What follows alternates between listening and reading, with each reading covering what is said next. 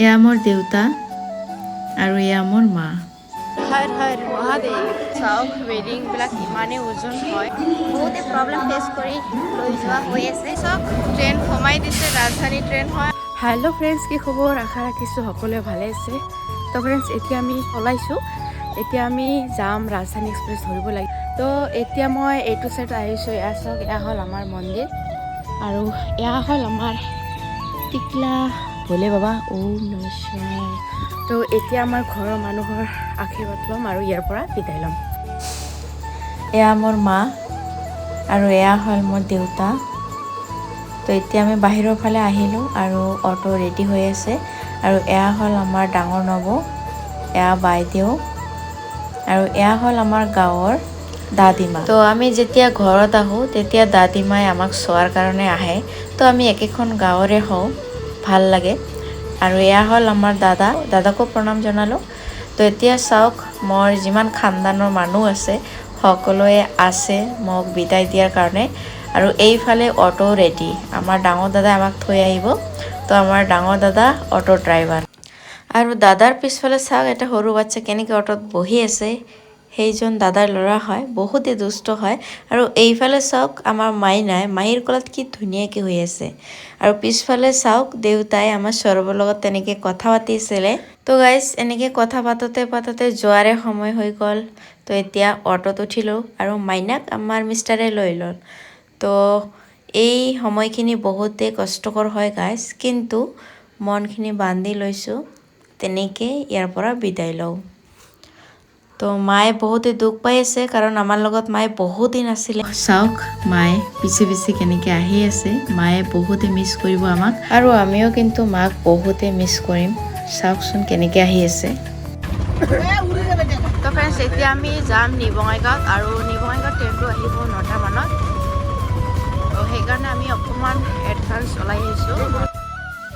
Guys, আমি অটোতো উঠিছোঁ, কিন্তু সৌৰভে যে জোতা পিন্ধা নাই, আমি চোৱাই নাই।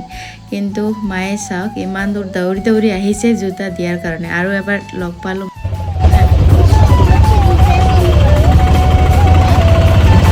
এইটো হ'ল আমাৰ গাঁৱৰ ৰাস্তা। চাওক গাইজ, যেতিয়া মই জেগাটো ভিডিঅ' শ্বুট কৰিছোঁ তেতিয়া গম পোৱা নাই, কিন্তু যেতিয়া মই ভিডিঅ' এডিট কৰিছোঁ তেতিয়াহে গম পাইছোঁ যে জেগাটো ইমান ধুনীয়া হয়। মাই গড গাইজ, এয়া চাওক, এটা এক্সিডেণ্ট হৈছে, জাষ্ট হৈছে চাগে।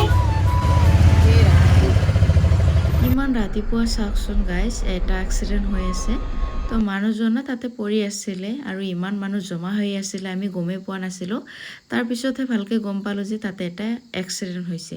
চাইকেল আৰু বাইক হ'ব চাগে।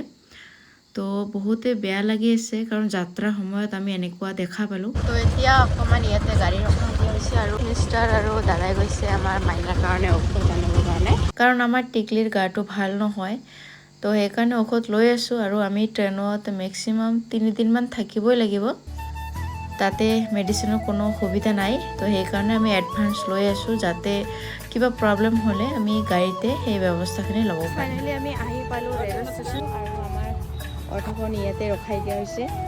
এতিয়া চামানবিলাক ল'ব লাগে। সৌৰভ, সোনকালে হা। সৌৰভ, আহি যোৱা। আমাৰ সৌৰভৰ টোপনি হোৱা নাই ভালকৈ, সেইকাৰণে তেনেকৈ যি ধৰি বহি থাকে। আৰু ৰেল ষ্টেচনত আমাক লগ কৰাৰ কাৰণে কোন আহিছে চাওক। হয়নে মাইনা? আমাৰ মাইনাক চোৱাৰ কাৰণে সকলোৱে এক্সাইটেড হৈ থাকে। সেইটো চাইডত আমাৰ হাজবেণ্ডৰ ভণ্টি আহি আছে, আমাৰ মাইনাৰ পেহী। তো লগতে আমাৰ ভিনদেউ আহি আছে, মই চোৱাই নাই। যেতিয়া একেবাৰে সন্মুখত আহিছে তেতিয়াহে গম পালোঁ যে আমাৰ ভিনদেউ। কাৰণ পিছফালে যে আমাৰ হাজবেণ্ডৰ ভণ্টিহঁত আহি আছিলে, সিহঁতক লক্ষ্য কৰি আছিলোঁ। আৰু ভিনদেউ ইমান ওচৰত আহিছে, তথাপিও গম পোৱা নাই। যেতিয়া আমাৰ মাইনাক কোলাত লৈ আছিলে তেতিয়াহে গম পাইছোঁ ভিনদেউ আহিছে বুলি।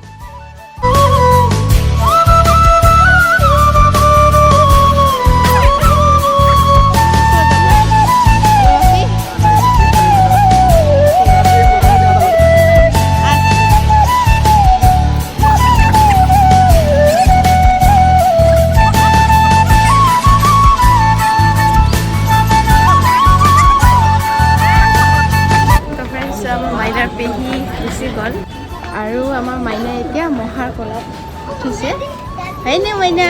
তো গাইছ আমাৰ আৰোহীক তাৰ মহাই লৈ গ'ল, যিটো ছাইডৰ পৰা আমি ট্ৰেইনত উঠিম সেইটো প্লেটফৰ্মত লৈ গ'ল। আৰু এইফালে চাওক আমাৰ সৌৰভে বহুত কান্দি আছে। তো তাক আজি বহুত ৰাতিপুৱাই উঠাই দিয়া হৈছে। তো ভালকৈ টোপনি হোৱা নাই, সেইকাৰণে বহুতে দিগদাৰ পাই আছে, নেজানো কি হ'ব। তো সোনকালে ট্ৰেইনখন আহিলে তাত উঠাই দিয়ে, তাক শুই দিয়া হ'ব। চাওক বেডিংবিলাক ইমানেই ওজন হয়, বহুতে প্ৰব্লেম ফেচ কৰি লৈ যোৱা হৈ আছে।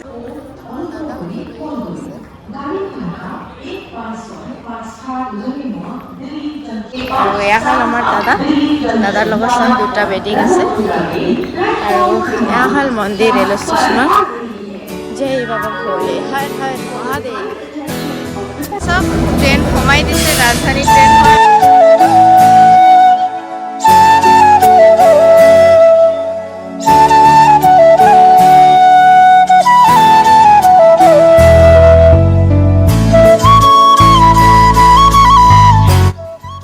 ফাইনেলি আমি সকলোৱে ট্ৰেইনত উঠিলোঁ। আৰু এয়া চাওক ভিনদেউ আৰু দাদাই মাইনাৰ লগত খেলি আছিলে, টাটা দি আছিলে।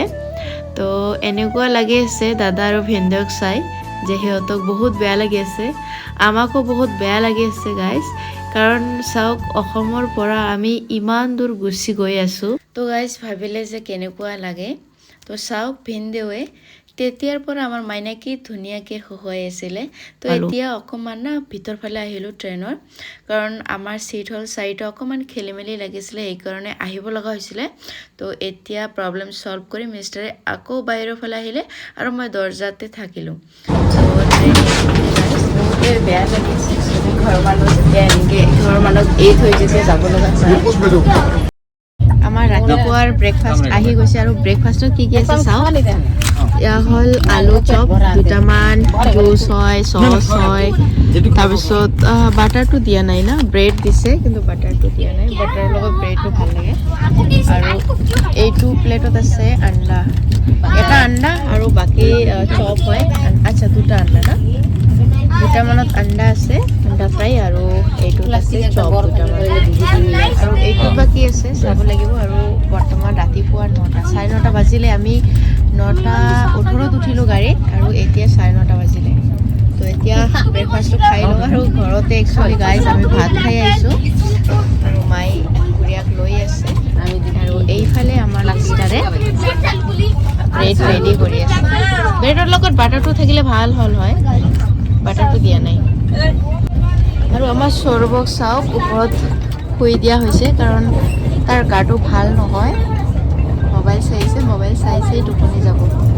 আৰু ট্ৰেইন চলি আছে এইফালে চাওক, ৰাজধানী ট্ৰেইনটো আপোনালোকক অকণমান দেখুৱাই আছোঁ। গুড মৰ্ণিং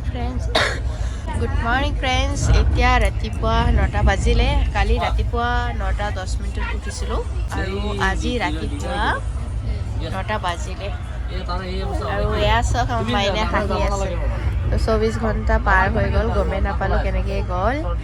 আৰু 1.5 ঘণ্টা পিছত আমি ৰেল ষ্টেচনত নামিম, হয়নে? আমাৰ বেডিংবিলাক ৰেডি কৰি থৈ দিয়া হৈছে। মাইনা কি কান্দি আছে, আমাৰ মাইনা ভাল নহয়, কান্দি আছে তুমি? হা, কিয় কান্দিব লাগে? চাওকচোন, হাঁহি আছে, কান্দি আছে। তো এতিয়া ট্ৰেইনৰ অৱস্থা চাওক, এতিয়া সকলোকে নামিব লাগিব। সকলোৱে এতিয়া ৰেডি হৈ আছে নমোৱাৰ কাৰণে, কাৰণ যিসকলে আহিছে চবৰে বেগ আছে বহুকেইটাকে। তো ৰেডি কৰিব লাগে বেগবিলাক। আৰু এইফালে চাওক, আৰু আমাৰ সৌৰভে ইয়াতে বহুতে বিজি হৈ আছে মোবাইলত। গাইজ একচুৱেলি কি হ'ল, 9টা কিমান মিনিটত ট্ৰেইনটো নমোৱাৰ কথা আছিলে দিল্লীৰ ৰেল ষ্টেচন, কিন্তু অকণমান লেট হৈ গ'ল। আমি ৱেইট কৰিয়ে আছোঁ। ষ্টেচনত পামেই আৰু চাওক।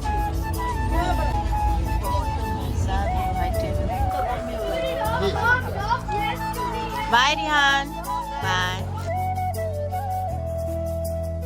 আমাৰ মিষ্টাৰ পানী বটল।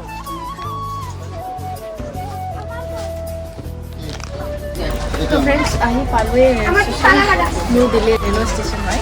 আমি লওঁ প্ৰথমতে আহি পালোৱে। ট্ৰেইনৰ পৰা নামিলোঁ, তাৰপিছত ভালেখিনি জেগা আমি খোজকাঢ়ি আহিলোঁ। কিন্তু বহুত গৰম আছিলে, তাৰপিছত ওপৰত উঠোতে চিৰিও আছিলে, চিৰিৰ নিচিনা আৰু কিবা আছিলে যে অট'মেটিক উঠিব পাৰি। তো সেইবিলাকত উঠিছোঁ, নাম বা কি আমি নাজানো। যিসকলে জানা কমেণ্ট কৰি জনাবচোন। তো ইয়াতে না